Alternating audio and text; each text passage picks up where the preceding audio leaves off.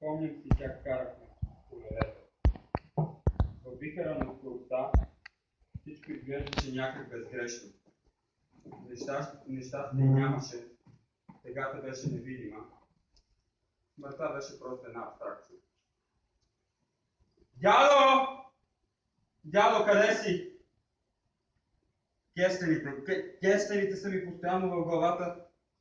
Спомням си, че нямахме пари. Да, нямахме пари и събирахме кестени с огромни чували и най-ярко си спомням прегърбената фигура на дядо ми от тежкия чувал и сълзите му по набръчките му. Дядо!